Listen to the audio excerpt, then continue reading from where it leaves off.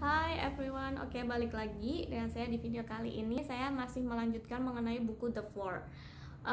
Kurang lebihnya di sini saya akan membahas mengenai kesimpulannya, yaitu lebih ke target market dan apa sih yang perlu dilakukan untuk menjadi the next trillion dollar company. Oke, langsung saja mengenai target market ya. Oke, target market sendiri menurut psikologi evolusioner, merek menargetkan otak, hati, atau genitals pelanggan. Nah, organ yang ditargetkan menentukan strategi dan hasil. Nah, dari sini saya akan membahas satu-satu. Yang pertama yaitu brain atau otak. Nah, otak menghitung dan menganalisis trade-off dalam milidetik yang mengarah ke pembelian rasional dan margin yang lebih rendah. Amazon menargetkan otak dengan menawarkan lebih banyak dengan lebih sedikit. Ini menjalankan rantai pasokan yang sangat efisien menurut harga pemasok dan menawarkan penawaran hebat kepada pelanggan. Pendapatan muncul dari skala ekonomi di pasar.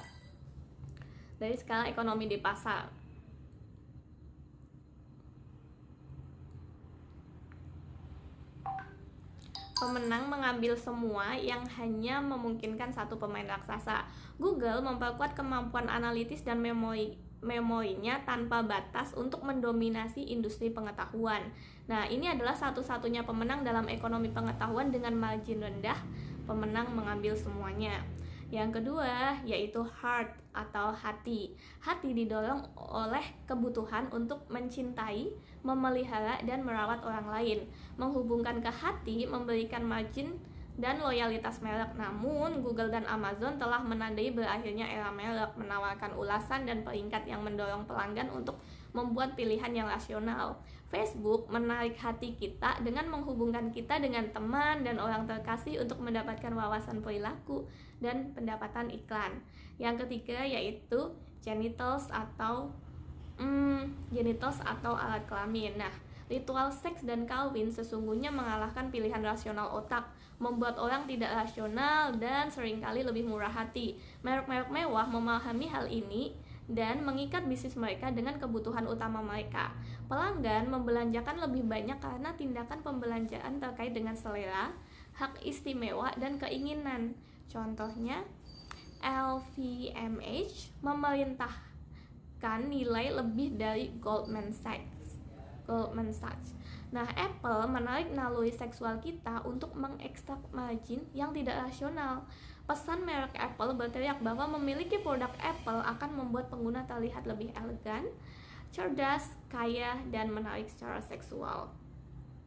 Oke, next selanjutnya saya akan membahas mengenai faktor yang diperlukan untuk menjadi the next trillion dollar company. Kurang lebihnya ada 8 faktor. Saya akan menjelaskannya satu-satu. Nah, apa yang harus dilakukan untuk menjadi yang kelima di sini? Tadi kan kita bahas the four ya. Kayak di sini saya akan menyajikan 8 faktor utamanya, yaitu yang pertama ada product differentiation. Perusahaan yang besar membutuhkan produk yang terdiferensiasi. Pembeda ini bisa muncul dari mana saja, baik nilai dari material sampai ke channel distribusinya. Walaupun ini kelihatan seperti nilai dari tech company, namun jika melihat dari fitur, sebenarnya ini berarti dengan menghilangkan kendala dan mengurangi waktu yang dibutuhkan untuk menyelesaikan sebuah task. Yang kedua yaitu visionary capital. Google mengcapture imajinasi dari pasar dengan vision mereka, mengorganisir seluruh informasi di dunia. Hal ini memberikan perusahaan akses ke modal yang murah, yang mana bisa diinvestasikan dengan meng-hire world-class talent, mengejar moonshot, dan membangun keunggulan struktural yang tidak bisa ditandingi oleh pesaing. Yang ketiga yaitu global reach. Nah, membuat produk yang menarik untuk semua kalangan masyarakat cross-border adalah komponen kunci dari raksasa digital. Investor menghargai bukti jangkauan global dengan modal murah. Yang keempat ada yang namanya likability.